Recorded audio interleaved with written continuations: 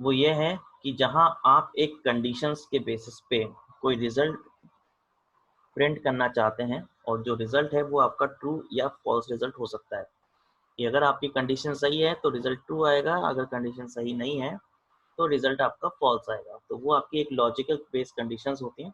तो उसके लिए हम ये दो फंक्शंस यूज करते हैं, इफ और एंड। अब इफ फंक्शन कहाँ यूज होता है? तो if function perform the operation specified in the true block or in the false block depending on the specified condition। if function के थ्रू जो भी आपने एक कंडीशन दी है उस कंडीशन के ऊपर डिपेंड करेगा कि अगर वो कंडीशन सही है तो उसका ट्रू ब्लॉक रिजल्ट होगा, अगर कंडीशन फॉल्स है तो उसका जो फॉल्स रिजल्ट है वो आपके लिए प्रिंट होगा। तो इफ फंक्शन के अंदर जो भी गिवन क्राइटेरिया या जो भी स्पेसिफाइड कंडीशन आपने उसमें गिवन की है उसके बेसिस पे वो ऑपरेशन आपका उसमें स्पेसिफाई होगा। तो अगर ट्रू है तो ट्रू वाला ऑपरेशन सक्सेस होगा, अगर फॉल्स है रिजल्ट तो उसका फॉल्स वाला रिजल्ट आपको प्रिंट करेगा। यहाँ नीचे आपको सिंटेक्स दिया हुआ है इफ का, कि आपका जो इफ फंक्शन है उसके अंदर आपको कैसे आर्गुमेंट पास करना है, कैसे आपको फंक्शन पास करना है। तो इफ लिखेंगे, इफ के अंदर आपको ब्रैकेट के अंदर कंडीशन है जिसको हम बोलते हैं लॉजिकल टेस्ट। तो लॉजिकल टेस्ट का मतलब यहाँ पे होता है कि जो भी आपको कंडीशन चेक करनी है वो कंडीशन आपको इसमें पास करनी है कि आपकी क्या कंडीशन है। वो कंडीशन देने के बाद आपको कॉमा लगा के देना है वैल्यू ऑफ ट्रू। तो यहाँ वैल्यू ऑफ ट्रू का यहाँ मतलब है कि आपको ट्रू में क्या रिजल्ट प्रिंट करना है। मतलब अगर आपकी कंडीशन सही है तो कंडीशन सही होने पर आपका ट्रू रिजल्ट क्या आना चाहिए, और अगर कंडीशन गलत है तो उसका फॉल्स रिजल्ट क्या आना चाहिए। तो ये आपको टोटल 3 पैरामीटर इसमें आपको पास करने हैं। First logical test, second value of true and third value of false. ये आपका इफ फंक्शन यूज होता है। अब कैसे यूज होगा तो इसके लिए अपन एक एग्जांपल देख लेते हैं पहले।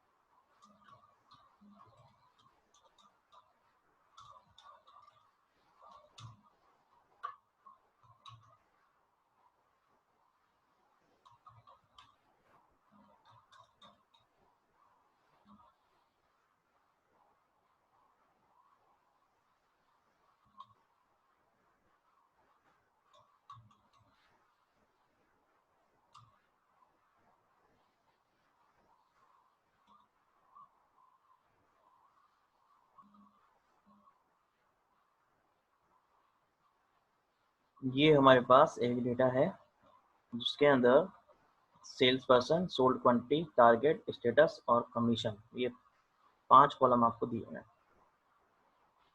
यहाँ पे आपके पास जो सेल्स पर्सन है उनके थ्रू अलग अलग सेल है।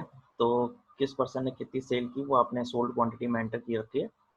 तो 120 सेल किया अजय ने, 145 सेल हुआ विमल का, गिरधर का 190, कपिल 170, मुकेश 135। और यहाँ पर आपने इनका टारगेट फिक्स किया हुआ था कि इनको सबको इतना इतना सेल करना है। तो हर एक का 130 मिनिमम सेल क्राइटेरिया है, मतलब टारगेट है कि 130 आपको सेल करना है। तो आपका जो नेक्स्ट कॉलम है स्टेटस कॉलम, उस स्टेटस कॉलम में आपको ये बताना है कि किसका टारगेट अचीव हो गया और किसका टारगेट अचीव नहीं हुआ। तो मतलब जिस एम्प्लॉय की सेल टारगेट से ज़्यादा है या टारगेट के इक्वल है, यानी उसके बराबर अगर 130 भी सेल किया है तो वो टारगेट अचीव कर चुका है। तो उसके लिए यहाँ पे स्टेटस कॉलम के अंदर लिखा हुआ आ जाना चाहिए टारगेट अचीव।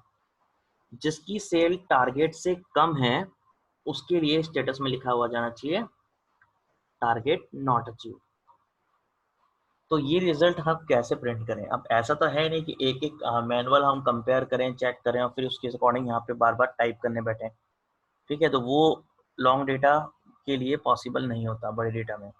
तो उसके लिए यहाँ पे हम जो फंक्शन यूज़ करेंगे वो हमारा लॉजिकल फंक्शन होगा, और वहाँ लॉजिकल कंडीशंस देने के लिए हम फंक्शन का यूज़ करेंगे इफ़। इफ फंक्शन चेक करेगा कि whether is given condition is true और नॉट। अगर ट्रू है तो ट्रू वाला ब्लॉक रिजल्ट दे, अगर कंडीशन ट्रू नहीं है तो उसका फॉल्स रिजल्ट दे। तो यहाँ पे हमने लिखा है इक्वल्स टू इफ। इफ लिखने के बाद आपको कंडीशन चेक करनी है। कंडीशन है कि हमें चेक करना है कि this value is greater then और इक्वल दिस वैल्यू। तो यहाँ पर ये हमारी कंडीशन हो गई। तो ये मैंने ऑपरेटर यूज किया है ग्रेटर देन और इक्वल। ऑपरेटर जो है वो हम कोई से भी ऑपरेटर हम यूज कर सकते हैं। सारे ऑपरेटर हमारे पास होते हैं, जैसे greater than, equal, less than equal, equal और नॉट इक्वल। तो ये सारे हमारे 6 ऑपरेटर्स हैं। इन 6 ऑपरेटर्स को हम इफ फंक्शन के अंदर यूज कर सकते हैं। तो this call is greater than equal, less than equal, only equal और दिस वन नॉट इक्वल। तो यहाँ कोई सा भी ऑपरेटर जो भी आपकी डिफरेंट कंडीशन है उसके अकॉर्डिंग उस ऑपरेटर को आप यूज़ कर सकते हैं। तो यहाँ पे हमें यूज़ करना है ग्रेटर देन इक्वल, बिकॉज मुझे चेक करना है कि मेरी सेल टारगेट के इक्वल या उससे ज़्यादा हुई है या नहीं हुई है। तो वापस से हम फंक्शन इनपुट करते हैं equals to if open bracket, check करेंगे सेल्स सेलेक्ट किया, कंडीशन दी ग्रेटर देन या इक्वल है टारगेट के, तो टारगेट सेल सेलेक्ट कर लिया। ये तो हो गया हमारा लॉजिकल टेस्ट, इसको बोला जाता है लॉजिकल टेस्ट, जो आपने कंडीशन दी है। अब हमें देना है वैल्यू ऑफ ट्रू। तो वैल्यू ऑफ ट्रू क्या चाहते हो, आपकी क्या आना चाहिए ट्रू के अंदर वैल्यू? तो हम चाहते हैं लिखा हुआ आना चाहिए टारगेट अचीव। ये आपका ट्रू रिजल्ट हो गया, कॉमा। फॉल्स रिजल्ट क्या चाहते हो? अगर ये कंडीशन मान लो सही नहीं है तो लिखा आना चाहिए नॉट अचीव, ब्रैकेट क्लोज। तो ये आपका फंक्शन है इफ फंक्शन। तो इस तरीके से आप इफ फंक्शन को एंटर करेंगे, जिसमें पहले आप कंडीशन देंगे, कंडीशन देने के बाद पहले ट्रू रिजल्ट देंगे और ट्रू के बाद फिर आप उसका फॉल्स रिजल्ट देंगे। तो देखिए एंटर करने पे रिजल्ट आया नॉट अचीव, क्योंकि यहाँ पे जो सेल्स है वो टारगेट से कम है। अब आप इसको नीचे ड्रैग कीजिए, ये देखिए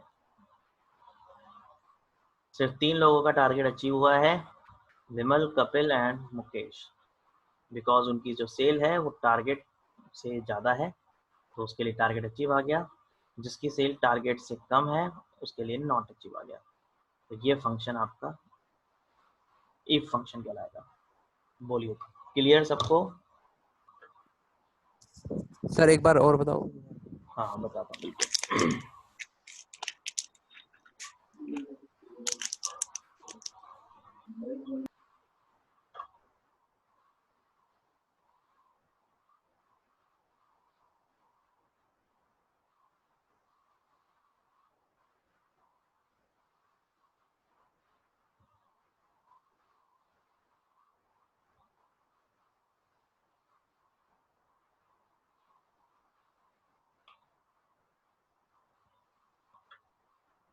देखिए अब मैं इसी को आपको एक दूसरे इसी के थ्रू समझाता हूँ। यहाँ पर हमारे पास एक कमीशन कॉलम है। अब इस कमीशन कॉलम के अंदर मैं ये चाहता हूँ कि जिन्होंने टारगेट से ज़्यादा सेल किया है उनको मैं 5% कमीशन देना चाहता हूँ उनकी टोटल सेल पे। ठीक है, यहाँ पर मैं कंडीशन है मेरी कि मुझे 5% कमीशन पे करना है, और जो 5% कमीशन है वो मुझे किसका पे करना है? टोटल सेल का। मगर वो 5% कब पे होगा? जब उसकी जो सेल है वो टारगेट से ज़्यादा हो, तो उस कंडीशन को हम कैसे इसमें पास करेंगे। तो यहाँ पर वापस से हम लगाएंगे equals to if bracket open, condition देंगे कि क्या ये सेल हमारी ग्रेटर देन है या इक्वल है टारगेट के। अगर ये कंडीशन हमारी सही है तो कॉमा, हमें क्या लाना है, हमें कमीशन देना है उसको 5%, तो वो हमारे लिए क्या हो जाएगा, ट्रू रिजल्ट। तो कमीशन किसका देना है, सेल्स का, तो हम सेलेक्ट करेंगे दिस मल्टीप्लाई 5%, यानी जो भी आपको ट्रू ब्लॉक में रिजल्ट देना है, चाहे आपके लिए वो कैलकुलेशन है, चाहे आपके लिए सिंपल कोई टेक्स्ट मैसेज है, XYZ कुछ भी हो सकता है, तो वो आप इसमें यहाँ पे 5% गिवन किया। और जिसका सेल टारगेट से कम है उसको क्या देना चाहते हो, तो वो फॉल्स रिजल्ट है, तो उसके लिए हम कुछ भी नहीं देना चाहते, तो उसके लिए सिंपल हम डबल इन्वर्टेड कॉमा में ये आइफन सिंबल दे देते हैं। तो ये इस तरीके से आपकी कंडीशन हो गई, ब्रैकेट क्लोज। अब आप एंटर करिए, देखिए रिजल्ट। अब आप नीचे ट्रैक कीजिए, ये देखो जिसकी सेल टारगेट से ज़्यादा थी उसका 5% कैलकुलेट हो गया, जिसकी कम थी उसके लिए कुछ नहीं हुआ, नहीं हाइफन लगा हुआ आ गया। बताओ, clear? Yes sir. Yes sir. तो ये आपका इफ फंक्शन होता है, इस तरीके से हम कोई भी कंडीशन बेस ट्रू और फॉल्स रिजल्ट हम उसको प्रिंट करते हैं। अब यहाँ पर ये जो कंडीशंस हमने लगाई ये हमारी कहलाती है सिंगल कंडीशन, यानी हमने इसमें एक सिंगल कंडीशन पास की कि अगर इससे बड़ा है तो ये रिजल्ट आएगा, नहीं तो ये रिजल्ट आएगा। मगर जहाँ हम एक से ज़्यादा कंडीशंस के बेसिस पे रिजल्ट अगर हमारे ट्रू रिजल्ट प्रिंट करना चाहें, तो मतलब मल्टीपल ट्रू रिजल्ट अगर हमें देने हो अलग अलग कंडीशन बेस, तो वो हम कैसे देंगे, तो उसके लिए हम यूज़ करते हैं नेस्टेड इफ। नेस्टेड इफ बोलता है कि ये अपूर्वा का ना एक मिनट, इश्यू आ रहा है।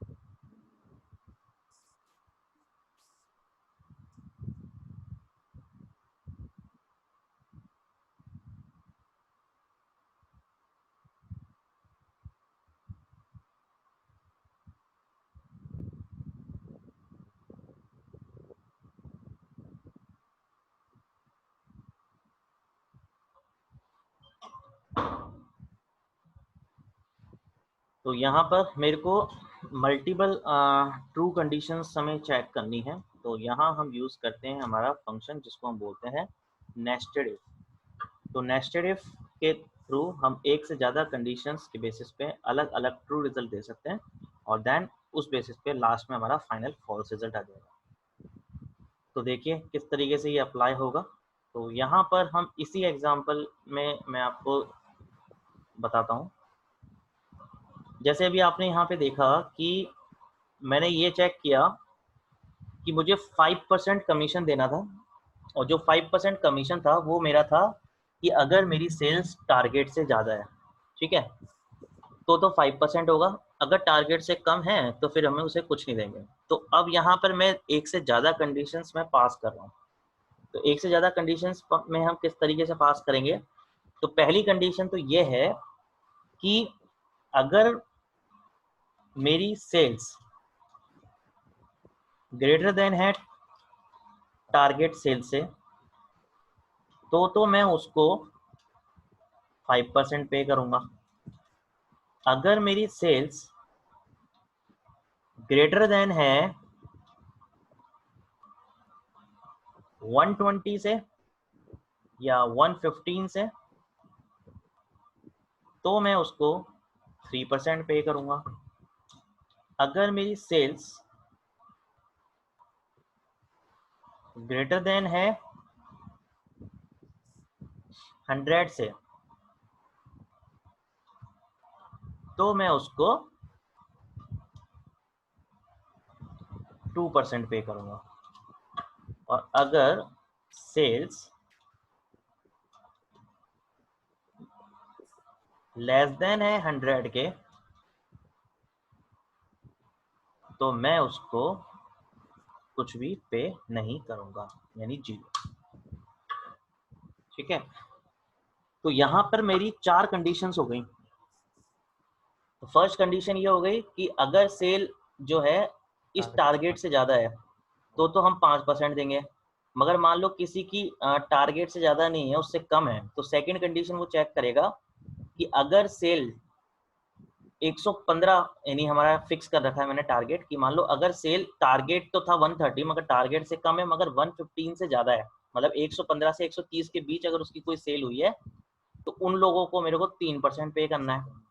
मान लो अगर 115 से कम सेल है मगर 100 से ज़्यादा है सेल किसी की, तो उसको मेरे को 2% पे करना है। और अगर सेल 100 से भी अगर किसी की कम है, तो उसको हम कुछ भी पे नहीं करेंगे। तो ये मेरी स्पेसिफिक कंडीशंस हैं। तो ये मेरी 3 से 4 कंडीशंस मैंने इसमें गिवन कर दी। ठीक है, तो अब देखिए इन कंडीशंस को हम कैसे इसमें अप्लाई करेंगे। तो वो हमारा ये जो मल्टीपल कंडीशंस कहलाती हैं, एक से ज़्यादा कंडीशंस, उसके लिए हम यूज़ करते हैं नेस्टेड इफ। ये नाम है नेस्टेड इफ, फंक्शन आपका इफ ही यूज़ होना है। तो जिस तरीके से मैंने आपको बताया, अब इसमें क्या डिफरेंस रह जाएगा देख रहे हैं। तो यहाँ पर आगे मैं इसी में कंटिन्यू करता हूँ, equals to if open bracket. पहली कंडीशन लगाएंगे, this value is greater than this. पहली कंडीशन ये है। अगर ये कंडीशन हमारी ट्रू है तो क्या आना चाहिए, सेल्स का 5%। ये आपकी होगी फर्स्ट कंडीशन, कॉमा। अब सेकंड कंडीशन चेक करोगे कि मान लो अगर ये कंडीशन ट्रू नहीं होती तो क्या होना चाहिए। तो दोबारा से हम इफ फंक्शन कंटिन्यूअसली आगे लगाएंगे और फिर चेक करेंगे कि क्या ये सेल्स ग्रेटर देन है 115 के। अगर ऐसा है तो हम उसको देंगे 3%, कॉमा। मान लीजिए ये कंडीशन भी आपकी गलत हो गई, तो थर्ड कंडीशन चेक करें कि क्या ये सेल ग्रेटर देन है 100 के। तो अगर ऐसा है तो उसका 2% कैलकुलेट करें। और फाइनली फिर 100 से नीचे वाले को हम कुछ नहीं दे रहे, तो ये हमारे लिए फॉल्स रिजल्ट हो जाता है। तो कॉमा लगा के अब आपको दोबारा इफ लिखने की जरूरत नहीं होती, फॉल्स रिजल्ट डायरेक्टली हम डबल कोट्स में प्रिंट कर देंगे। तो जो भी हमें चाहिए हमें हाइफन देना है, ये आपका फॉल्स रिजल्ट हो गया। आखिरी में आपको 3 ब्रैकेट बंद करने हैं, क्योंकि हमने 3 इफ यूज किए हैं। तो तीनों इफ के अंदर हमने ब्रैकेट ओपन किया है, तो ये सारे ब्रैकेट आपके आखिरी में क्लोज होते हैं। तो तीनों ब्रैकेट्स को आपको लास्ट में क्लोज करना है। तो ये आपका नेस्टेड इफ कहलाता है, जिसके अंदर एक के अंदर दूसरी, दूसरी के अंदर तीसरी कंडीशंस आपने पास किए। तो अब देखिए इस बेसिस पे हमारे क्या रिजल्ट आते हैं, चेक करते हैं एंटर करके। ये देखो पहले का रिजल्ट 2.4, 7.25, 2.75, 8.5 और 1.7। ठीक है, सर एक चीज बताना, जैसे कि ये 170 सोल्ड क्वांटिटी है। एक मिनट सर, एक मिनट।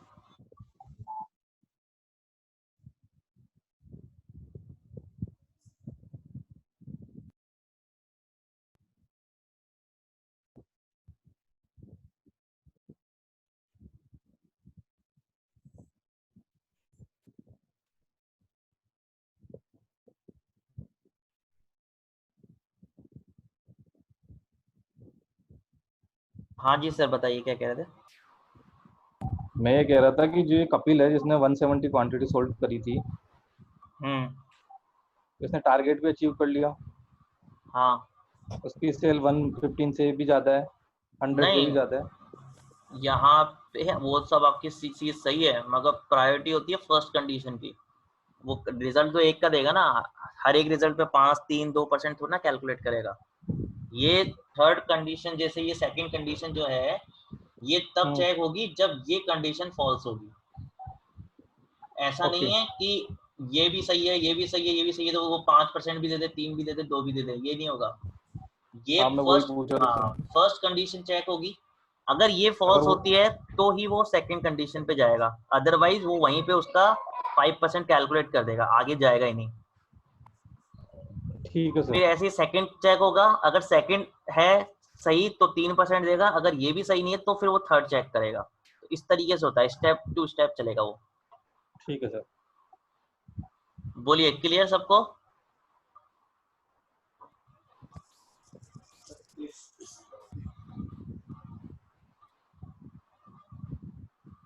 अब नेक्स्ट है हमारा एंड फंक्शन। तो and function is return the value true if all the past arguments meet the specified conditions, otherwise the value false is returned. And function का जो use है वो कहाँ होगा? जहां पे आप जितने भी आर्गुमेंट आप पास कर रहे हो फंक्शन के अंदर, वो सभी अगर ट्रू हैं तो ही उसका रिजल्ट ट्रू आएगा। अगर उसमें से एक भी आर्गुमेंट आपका फॉल्स है तो आपका रिजल्ट फॉल्स प्रिंट होगा। मतलब आपने मान लो 5 कंडीशन दी, पांचों कंडीशन अगर आपकी सही हैं, जैसा अभी सर ने कहा कि वो 100 से भी बड़ा है, 120 से भी बड़ा है, 130 से भी बड़ा है, तो अगर वो तीनों से बड़ा है तो ही हम उसको 5% देना चाहते हैं। मगर अगर वो उस तीनों में से किसी एक से भी अगर वो छोटा हुआ तो उस कंडीशन में उसको हम 2% पे करना चाहते हैं। ठीक है, मेरी कंडीशन समझे आप? यानी ये मान लीजिए एक वैल्यू है और उस वैल्यू को मेरे को 10 वैल्यू के साथ कंपेयर करना है, और मैं ये चाहता हूं कि जो 10 वैल्यू से मैं कंपेयर कर रहा हूं उन सबसे वो वैल्यू बड़ी है अगर, तो ही वो 5% एप्लीकेबल है। अगर उसमें से एक भी वैल्यू से अगर वो छोटी हुई तो उस कंडीशन में वो 2% ही उसको एप्लीकेबल होगा। तो ये मेरी ओके। कंडीशन है। तो वहां पर हम फंक्शन यूज करते हैं and function. And function return the value true if all the past argument meet the specified condition, otherwise the value false is returned. तो जितनी भी आपने कंडीशंस दी हैं अगर उनमें से एक भी कंडीशन अगर आपकी फॉल्स हुई तो रिजल्ट फॉल्स होगा। ट्रू तभी रिजल्ट होगा जब गिवन सारे कंडीशंस उसमें सही होंगी। ये आपका एंड फंक्शन होता है। तो देखिए इसको किस तरीके से हम यूज करेंगे।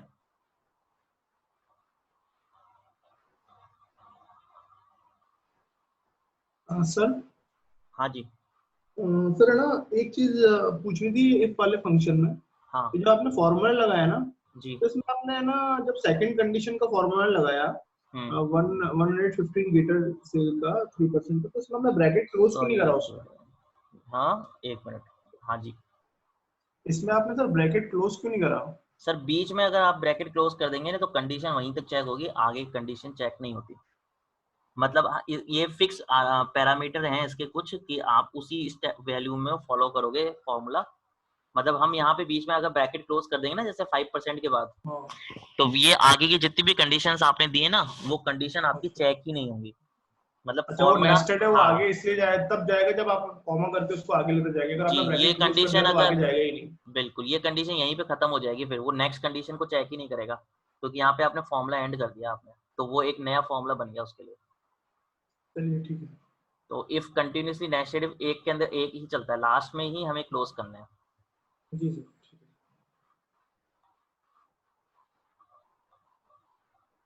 चलिए, तो मैं अब आपको एंड फंक्शन का यूज बता रहा था।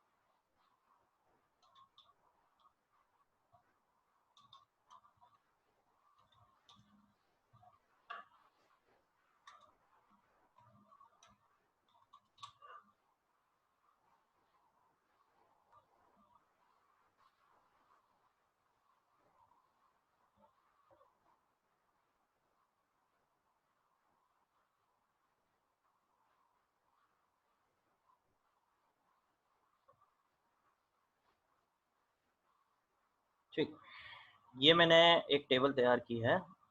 इस टेबल के अंदर आपके वही सेम कॉलम्स मैंने यूज किए हैं, बस इसमें मैंने 2 कॉलम ऐड कर दिए नए, डे 2 और डे 3 के नाम से। यहाँ पर कंडीशन अब ये है, अभी जो मैंने ऊपर कंडीशन दी थी वो मैंने सिंगल एक डे का हमने चेक किया। अब मुझे चेक करना है पूरे मंथ का या पूरे वीक का। ठीक है, तो कंडीशन जैसे भी आपकी रिक्वायरमेंट है उसके अकॉर्डिंग। तो यहाँ कंडीशन ये है कि जो मेरे सेल्स पर्सन है उनके थ्रू अलग अलग डेज में सेल हुआ है, तो वो मैंने report day wise date wise यहाँ पे लिख रखा है। जैसे डे 1 में सेल हुआ अजय के थ्रू 120, डे 2 में वो 135, थर्ड डे उसने सेल किया 95। मगर मेरा जो पर डे का जो टारगेट है वो सबका सेम है 130। यानी आपको पर डे जो टारगेट मिला हुआ है वो ये है कि आपको 130 क्वांटिटी सोल्ड करनी है। मगर किसी ने 120 किया एक दिन में, किसी ने 135 की, किसी ने 95 किया थर्ड डे में। ठीक है, ऐसे हर एक का है।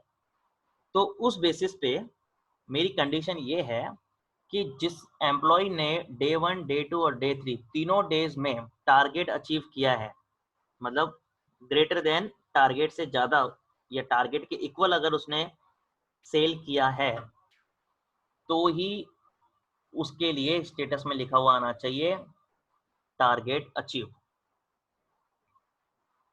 ठीक है, अगर एक भी दिन की सेल उसकी टारगेट से कम रहती है तीनों दिन में से, तो उस कंडीशन में उसका जो स्टेटस आना चाहिए वो आना चाहिए not achieve. Clear? Yes sir. ठीक है, कंडीशन समझ में आ गई? Yes sir. तो देखिए यहाँ पे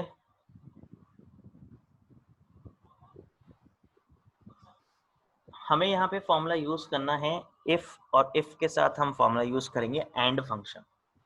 only individual and function use नहीं होगा, क्योंकि जो अगर आप ओनली एंड फंक्शन यूज करते हो तो एंड हमेशा जो रिजल्ट देता है वो ट्रू और फॉल्स में देता है। ठीक है, या तो वो ट्रू लिखेगा या फॉल्स रिजल्ट देगा।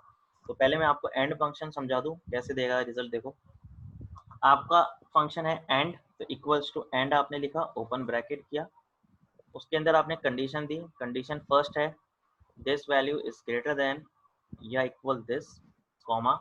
Second condition this value is greater than equal this, comma. Third condition this value is greater than equal this.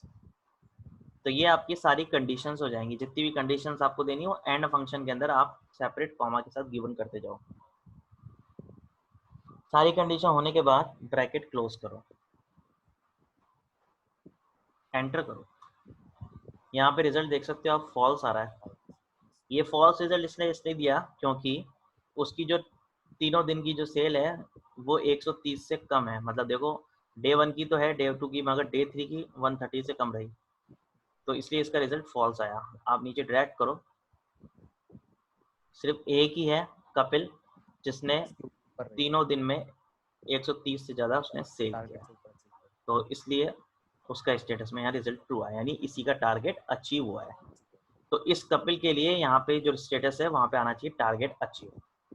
तो वो जो मैसेज आप देना चाह रहे हो कंडीशन, उसके लिए हमें इफ के साथ एंड फंक्शन यूज करना है। तो आपको स्टार्टिंग में इक्वल इफ लिख के ब्रैकेट ओपन करना है और उसके अंदर फिर ये एंड फंक्शन पूरा लिखना है सेम। ब्रैकेट क्लोज करके कॉमा लगा के आपको रिजल्ट देना है टारगेट अचीव।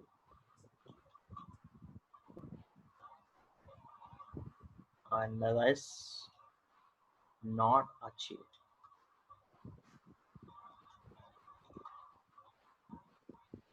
तो ये फॉर्मूला आपका इस तरीके से तैयार होगा।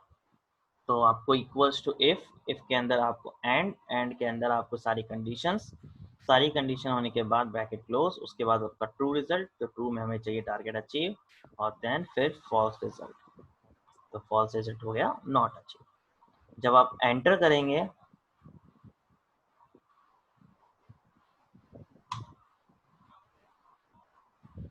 आप देख सकते हैं फर्स्ट का मैसेज है नॉट अचीव। ये देखिए, तो ये इस तरीके से आपका if with and function use होता है।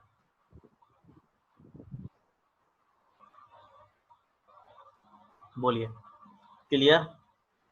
अब आप इसमें अगर उसको कोई परसेंट कैलकुलेशन करना चाहो तो वो कर सकते हो। आपने नॉर्मल मैसेज दिया है, कुछ भी आपको जो भी ट्रू और फॉल्स में रिजल्ट देना है वो आप अपने हिसाब से इसमें प्रिंट कर सकते हो।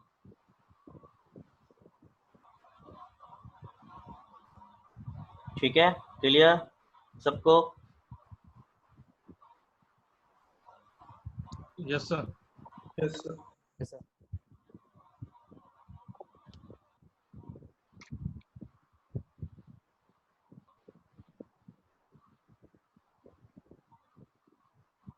ठीक है,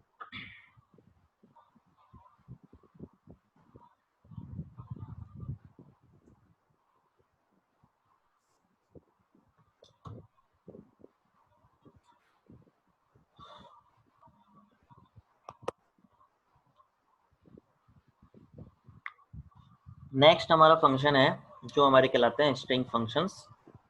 तो स्ट्रिंग फंक्शंस के अंदर हमें यहाँ पे 3 फंक्शंस आपको बताए हुए हैं। फर्स्ट फंक्शन जिसका नाम होता है कॉनकैटिनेट, सेकंड फंक्शन जिसको हम बोलते हैं लेन फंक्शन, और थर्ड फंक्शन जिसको हम बोलते हैं मिड फंक्शन। तो ये 3 फंक्शंस होते हैं हमारे जो कि स्ट्रिंग फंक्शंस की कैटेगरी में आते हैं। तो पहला फंक्शन हम बात करते हैं कॉनकैटिनेट की। तो concatenate functions is return a text string by joining a number of text strings together. It can concatenate a maximum of 255 strings into one string. It can concatenate numbers, text, cell reference, or a combination of all to retrieve a concatenate string. तो normal language में बात करूँ तो कॉन्केटेनेट function का use हो गया जहाँ पे हमारे पास एक से ज़्यादा सेल्स के अंदर कोई टेक्स्ट या कोई वैल्यू या कोई नंबर या कोई करेक्टर सिंबल कुछ भी लिखा हुआ है, उसको अगर मुझे एक साथ एक ही सेल पे प्रिंट करना है या उनको कंबाइंड या उनको जॉइंट करके मुझे एक ही सेल पे लाना है, तो वहाँ पर हम कॉन्केटेनेट फंक्शन यूज करते हैं। तो मल्टीपल टेक्स्ट वैल्यूज को जो कि अलग अलग सेल पे प्रिंट हैं, उन सभी को एक सिंगल सेल में ऐड करने के लिए हम कॉन्केटेनेट फंक्शन काम में लेते हैं। ठीक है, तो देखिए किस तरीके से हम इसको यूज करेंगे।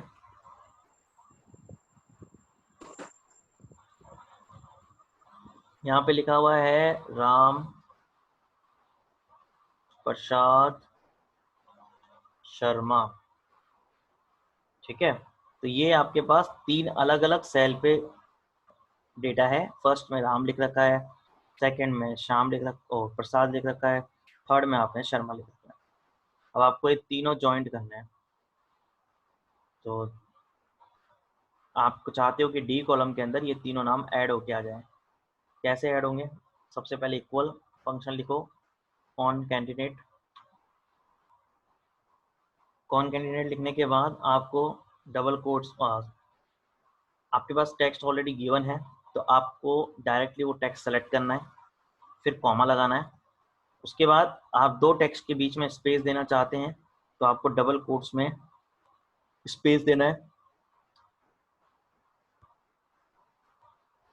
कॉमा, फिर सेकंड टेक्स्ट सेलेक्ट करना है, फिर स्पेस देना है, वो आपके ऊपर है, और फिर थर्ड टेक्स्ट। तो इस तरीके से जो जो टेक्स्ट आपको जॉइंट करना है वो टेक्स्ट आप सेपरेट कॉमा के साथ गिवन करो, ब्रैकेट क्लोज। जब आप एंटर करोगे तो आप देख सकते हो ये आपका राम प्रसाद शर्मा पूरा एक साथ एक ही सेल पे जॉइंट होके आ गया। इसके अलावा आप अपनी तरफ से अगर कुछ एडिशनल ऐड करना चाह रहे हो नाम के बीच में या कुछ भी XYZ, तो ऐसा नहीं है कि वो चीज़ लिखी हुई होनी चाहिए, आप उस चीज़ को फंक्शन के अंदर डायरेक्ट डबल कोट्स में लिख दो। जैसे आपने यहाँ लिखा राम प्रसाद शर्मा, जॉइंट कर लिया। अब इसके बाद आपको जयपुर लिखना है आगे। ठीक है, तो comma, double quote, space, comma, double quote, Jaipur. तो कहने का मतलब कि आप अपनी तरफ से भी एडिशनल कुछ भी नया बीच में ऐड कर सकते हो कहीं भी किसी पोजीशन पे। तो ये पूरा एक साथ इस तरीके से टेक्स्ट जॉइंट हो जाएगा। तो ये कहलाता है आपका कॉनकैटिनेट फंक्शन। तो अलग अलग टेक्स्ट स्ट्रिंग को जॉइन कैसे भी कर लो। आपके पास कोई वैल्यू अगर है तो आप वैल्यू लिख दो, जैसे माइक्रोसॉफ्ट एक्सेल 2013 ये आपके पास लिखा हुआ है। अब ये तो मैंने एक साथ लिख दिया। अब इसमें से अगर मान लो एक्सेल अलग लिखा हुआ होता, 2013 अलग लिखा होता और माइक्रोसॉफ्ट अलग लिखा हुआ होता, तो आप कैसे ज्वाइन करते? Concatenate this comma this comma this. अब देखो क्या हुआ, मैंने कंटिन्यूसली कॉमा लगा दिया और स्पेस नहीं दिया बीच में, तो इससे क्या होता है, ये इस तरीके से पूरा एक साथ आएगा, तो इसमें बीच में वर्ड्स के बीच में स्पेस नहीं आएगा। तो वो स्पेस छोड़ने के लिए हमें डबल कोट्स के अंदर स्पेस देना होता है फंक्शन में।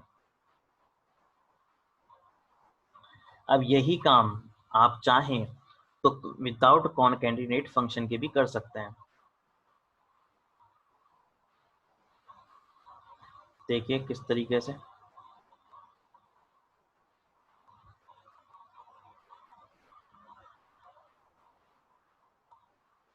इक्वल्स टू, आपको ज्वाइंट करना है इस टेक्स्ट को, उसके बाद आपको यूज करना है एंड सिंबल। स्पेस देने के लिए वही double quote space and second text and space and third text. तो आप विदाउट कॉनकैटिनेट फंक्शन के आप डायरेक्ट एंड सिंबल लगा के भी टेक्स्ट को ज्वाइंट कर सकते हैं।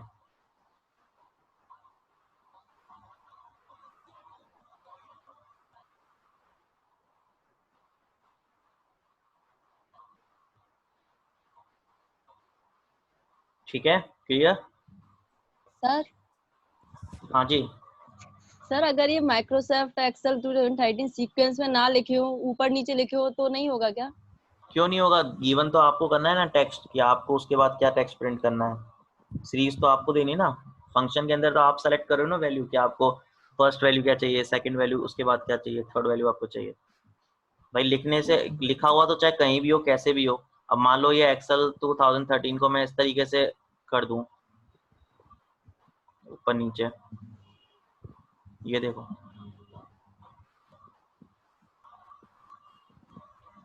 मतलब कहने का मतलब ये है कि फंक्शन जब आप लिख रहे हैं तो उस फंक्शन के अंदर आप ही तो टेक्स्ट सेलेक्ट कर रहे हो, कि जैसे फर्स्ट मेरे को चाहिए माइक्रोसॉफ्ट कॉमा, इसके बाद मुझे क्या चाहिए, एक्सेल चाहिए, तो आप एक्सेल सेलेक्ट करोगे ना। अगर 13 सेलेक्ट करोगे तो फिर वो 13 देगा, उल्टा देगा। ठीक है। वो तो आपके ऊपर है कि आप सिलेक्शन में क्या कर दे रहे हो उसको। हम सिलेक्शन में उसको जिस सीरीज में देंगे वो उसी सीरीज में रिजल्ट प्रिंट करेगा, चाहे डेटा ऊपर नीचे हो, चाहे कुछ भी हो। ठीक है। हाँ sir. Yes sir. Next function है लेन फंक्शन। सिंपल सा फंक्शन होता है, लेन लेंथ निकालने के लिए यूज होता है। And this functions return the count of the characters in the text pass as an argument to the function. तो लेन फंक्शन के थ्रू हम जो भी हमारे पास टेक्स्ट स्ट्रिंग दी हुई है या जो भी हमारे पास टेक्स्ट गिवन है उसके अंदर टोटल नंबर ऑफ कैरेक्टर्स कितने हैं वो हमें लेन फंक्शन बताता है। ठीक है, तो कैसे, देखिए ये मेरे पास टेक्स्ट लिखा हुआ है, इस टेक्स्ट की मुझे लेंथ पता करनी है, तो मैं फंक्शन लिखूंगा लेन। लेन के अंदर वो टेक्स्ट सेलेक्ट करूंगा जिस भी टेक्स्ट की मेरे को लेंथ पता करनी है, ब्रैकेट क्लोज। यहाँ आपको जो रिजल्ट दे रहा है 24, तो ये जो 24 रिजल्ट आ रहा है ये इसकी टोटल लेंथ आ रही है, मतलब इसमें total number of characters including space, space भी इसमें काउंट हुआ है। तो टोटल आपने 3 जगह स्पेस छोड़ा है ना, तो 21 तो करेक्टर हो गए और 3 आपका स्पेस हो गया, तो टोटल 24 आपका लेंथ इस पर्टिकुलर टेक्स्ट का आपके सामने शो हो रहा है। तो लेंथ फंक्शन जो है वो लेंथ निकालता है, मतलब टोटल काउंट करता है कि जो भी आप टेक्स्ट सेलेक्ट कर रहे हो उस टेक्स्ट के अंदर टोटल करेक्टर कितने हैं विथ स्पेस। अगर स्पेस भी दिया हुआ होगा तो वो स्पेस को भी काउंट करेगा।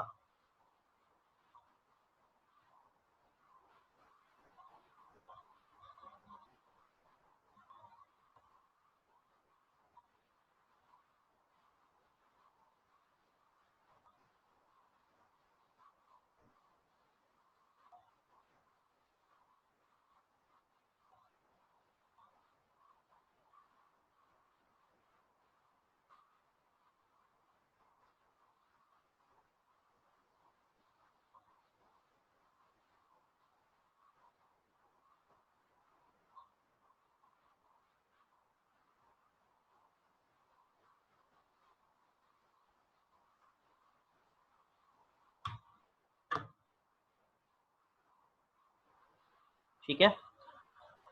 नेक्स्ट फंक्शन है आपका मिड फंक्शन। तो मिड फंक्शन का यूज होता है मिडिल वैल्यू के लिए।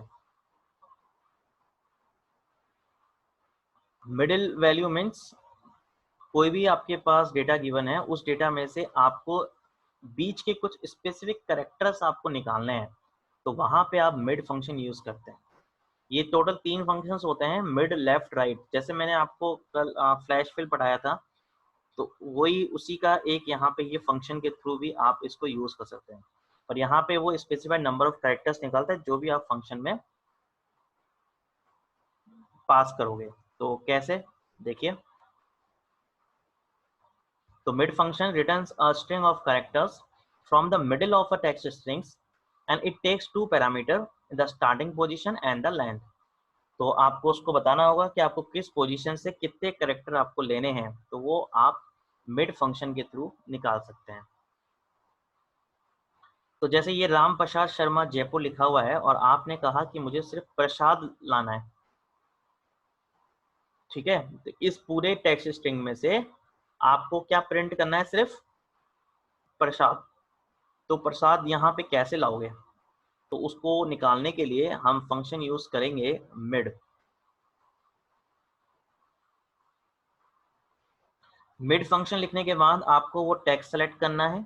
टेक्स्ट सेलेक्ट हो गया हमारा दिस, जिस टेक्स्ट में से निकालना है, कॉमा। फिर हमसे पूछता है स्टार्ट नंबर, किस पोजीशन से स्टार्ट करना है, मतलब कहाँ से लेना है, प्रसाद यानी पी से स्टार्ट करना है। तो पी की पोजीशन कितनी है वो हमें काउंट करनी पड़ेगी। तो 3 कैरेक्टर राम में स्पेस 4 पी 5।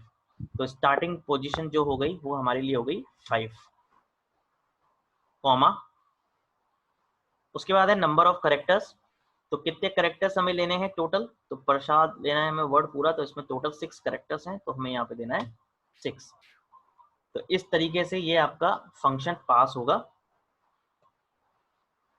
मिड के अंदर ओपन ब्रैकेट, देन सबसे पहले वो टेक्स्ट सेलेक्ट किया। टेक्स्ट सेलेक्ट करने के बाद आपका स्टार्ट नंबर होने के बाद आपका number of character, bracket close. Enter करिए, रिजल्ट देखिए, रिजल्ट आपके सामने आ गया प्रसाद। तो ये होता है मिड फंक्शन। तो मिडिल वैल्यू मतलब कोई भी टेक्स्ट स्ट्रिंग की जिस पोजीशन से जितने कैरेक्टर आपको निकालने हैं वो आप मिडिल फंक्शन के थ्रू यूज कर सकते हैं। इसी में 2 फंक्शन और होते हैं जिसको अपन बोलते हैं लेफ्ट और राइट फंक्शन। लेफ्ट फंक्शन का यूज हो गया लेफ्ट साइड से कैरेक्टर को निकालने के लिए, और राइट फंक्शन का यूज हो गया राइट साइड से। कैसे, तो इसी टेक्स्ट में अगर हम बात करें कि मुझे जैसे मान लो ओनली राम प्रिंट करना है, ठीक है, तो ओनली राम निकालने के लिए हम यूज करेंगे सिंपल लेफ्ट, क्योंकि यानी बिल्कुल स्टार्टिंग लेफ्ट से अगर आपको कोई टेक्स्ट लेना हो तो आप वहां पे लेफ्ट फंक्शन का यूज कर लो। लेफ्ट लिख के आपको टेक्स्ट सेलेक्ट करना है, एंड देन टेक्स्ट सेलेक्ट करने के बाद कॉमा, आपको बताना है नंबर ऑफ कैरेक्टर, कितने कैरेक्टर आपको लेने हैं लेफ्ट से। तो वो स्टार्टिंग लेफ्ट पोजीशन से उतने कैरेक्टर आपको प्रिंट कर देगा। अगर मैं इसको बोलता हूँ कि मुझे 6 कैरेक्टर लेने हैं, तो वो रिजल्ट क्या देगा आपका, राम स्पेस पी आर। तो टोटल आपके 6 कैरेक्टर प्रिंट हो गए लेफ्ट से। तो जो भी टोटल नंबर ऑफ कैरेक्टर आपको फ्रॉम लेफ्ट साइड अगर आपको चाहिए तो उसके लिए आपको लेफ्ट फंक्शन यूज करना है। सेम ऐसे ही राइट फंक्शन आप यूज कर सकते हैं,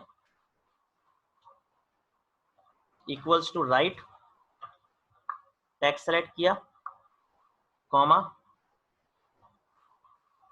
उसके बाद आपको राइट से कितने कैरेक्टर लेने हैं। तो राइट से मान लीजिए आपने कहा कि मुझे 6 कैरेक्टर या 10 कैरेक्टर लेने हैं, तो ये क्या करेगा, बिल्कुल एंड पोजीशन से काउंट करेगा और 10 कैरेक्टर जितने हो गए वहां तक प्रिंट कर देगा।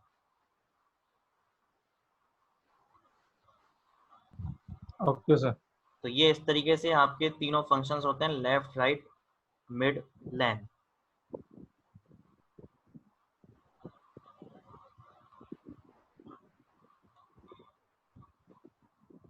तो ये आपके कहलाएंगे स्ट्रिंग फंक्शंस।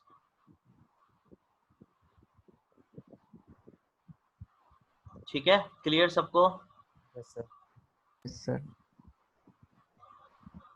Yes sir.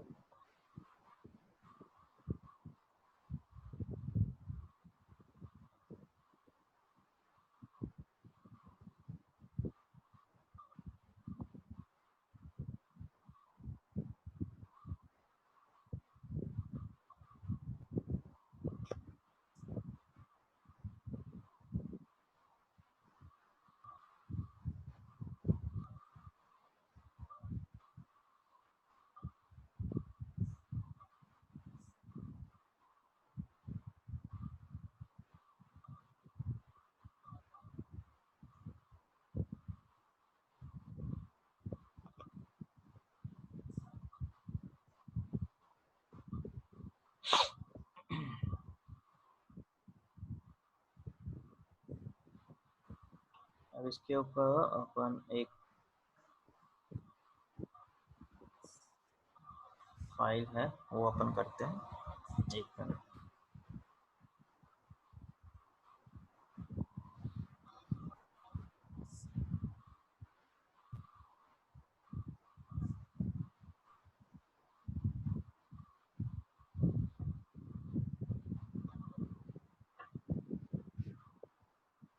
तो यहाँ पर मैंने ये एक फाइल ओपन की है। इस फाइल के अंदर आपके पास यहाँ पे एक टास्क है।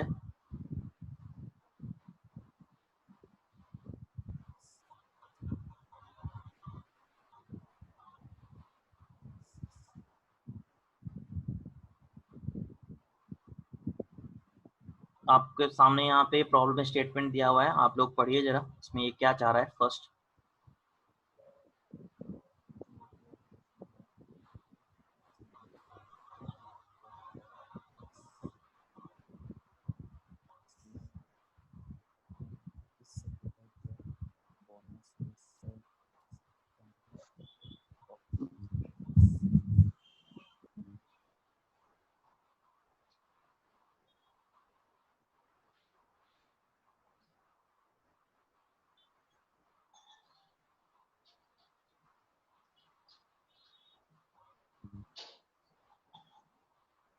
हाँ जी, समझ में आया क्या चाह रहे यस हैं, इसमें सर। क्या क्वेश्चन है बताइए जरा। Yes sir. सर जो 9 से ज्यादा साल तक का अगर एक्सपीरियंस होगा तो 100 टाइम्स बोनस मिलेगा, मतलब 100 गुना बोनस मिलेगा। अगर 9 से कम का एक्सपीरियंस होगा तो 15 टाइम्स बोनस मिलेगा। बस यही है, पक्का? सर ऊपर वाले में तो यही है। अच्छा, साथ में क्या सर्टिफाइड भी होना चाहिए सर वो। सर्टिफाइड, और हाँ सर्टिफाइड।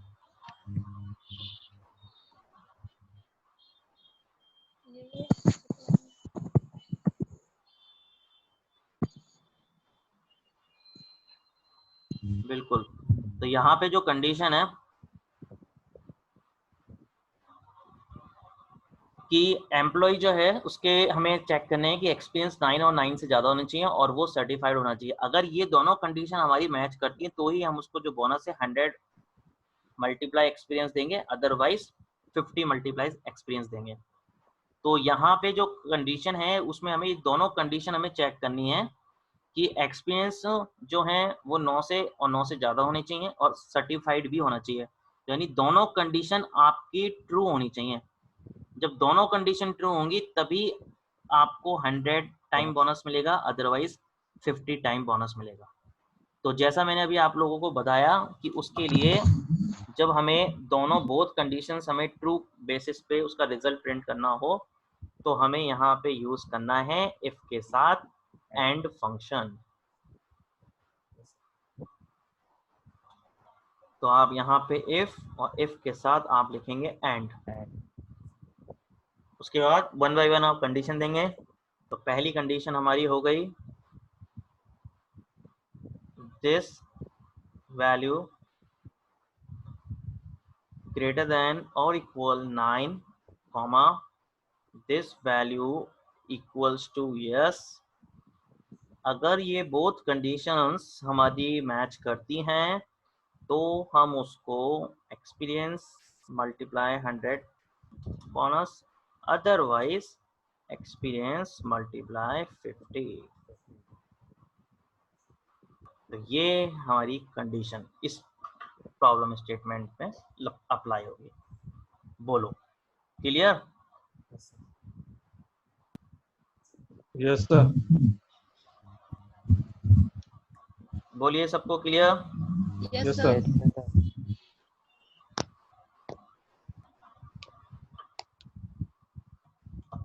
एंटर करेंगे,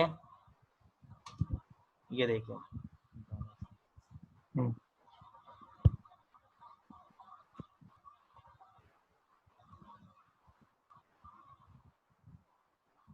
अब आप इसको नीचे ड्रैग कीजिए, देखिए रिजल्ट।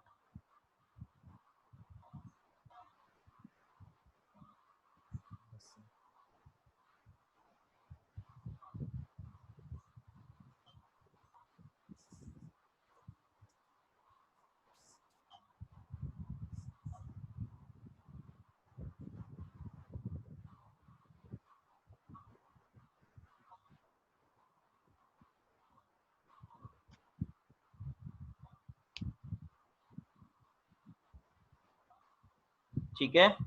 Okay sir. अब सेकंड प्रॉब्लम स्टेटमेंट पढ़िए।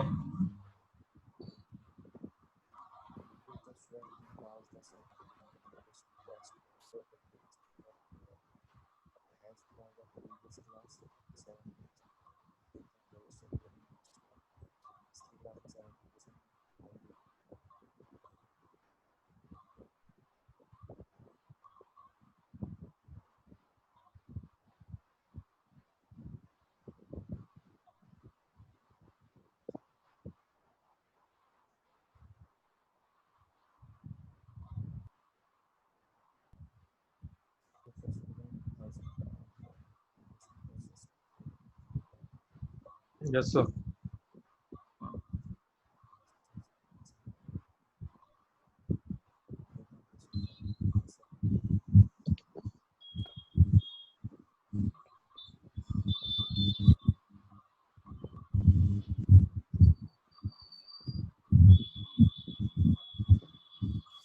चलिए, तो अब इसमें क्या पूछ रहा है ये? दो कंडीशन में से एक कोई सी कंडीशन फुलफिल होने पर नेक्स्ट क्लास में। तो यहाँ पर इस प्रॉब्लम स्टेटमेंट में हमसे पूछा गया है कि हमें चेक करना है कि जो स्टूडेंट है उसके सर्टिफिकेशन में मार्क्स 80 या 80 से ज़्यादा हैं, या प्रीवियस क्लास में उसके 70 या 70 से ज़्यादा है। मतलब बोथ में से कोई भी एक कंडीशन अगर आपकी ट्रू है तो उस बेसिस पे आप नेक्स्ट क्लास में रजिस्टर्ड हो सकते हो, अदरवाइज नहीं। मतलब आपके या तो सर्टिफिकेशन में मार्क्स 80 से ज़्यादा होने चाहिए, यस प्रीवियस में। अगर दोनों में से किसी एक में भी मार्क्स ज़्यादा है तो आप नेक्स्ट क्लास में जा सकते हो। मगर अगर दोनों में ही मार्क्स कम है, यानी 80 से कम और 70 से कम है, तो उस कंडीशन में आप नेक्स्ट क्लास के लिए रजिस्टर्ड नहीं हो पाओगे। तो जहां हम एंड फंक्शन का यूज सभी कंडीशंस ट्रू के लिए चेक करते हैं, वहां पे अब हम फंक्शन यूज करते हैं और। तो ओ आर और फंक्शन, अथवा जहां पे ये वर्ड यूज होता है कि या तो ये हो या ये हो, दोनों में से कोई भी हो, तो उस बेसिस पे आपका ट्रू आएगा। तो उसके लिए हम एंड की जगह पे और फंक्शन काम में लेते हैं। तो बस सिंपल सा सिंटेक्स है, जहां पे एंड लिखा था वहां पे और लिखना है, बाकी सब कुछ सेम रहेगा। तो इफ एंड और, यहाँ पे अब एंड नहीं लगेगा, इफ के साथ और फंक्शन लगेगा। और कहाँ लगेगा? जहाँ गिवन कंडीशंस में से कोई एक कंडीशन भी अगर आपकी ट्रू हो तो रिजल्ट आपका ट्रू आ जाए। अगर सारी कंडीशन फॉल्स होंगी तभी आपका रिजल्ट फॉल्स आएगा, वो आपका और फंक्शन होता है। तो इफ के साथ और ब्रैकेट ओपन, आपने condition the this value is greater than equal 80 comma this value is greater than equal 70। अगर ये दोनों कंडीशन में से कोई भी एक कंडीशन मैच करे तो वो नेक्स्ट क्लास के लिए रजिस्टर्ड हो सकता है, means yes, otherwise no. Bracket close.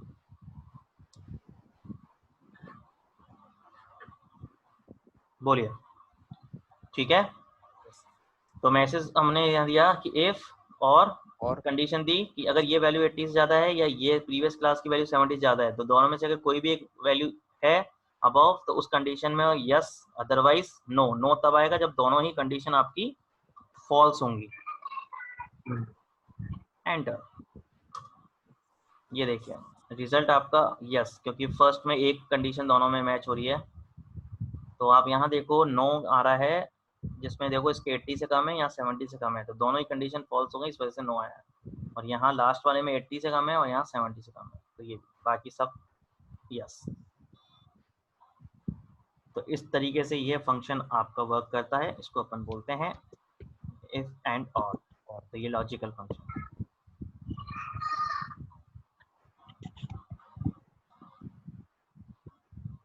ठीक है, क्लियर सबको? Yes sir. Yes sir. चलो ठीक है, फिर आज के लिए कल कंटिन्यू इसी के आगे करेंगे फिर नेक्स्ट क्लास में।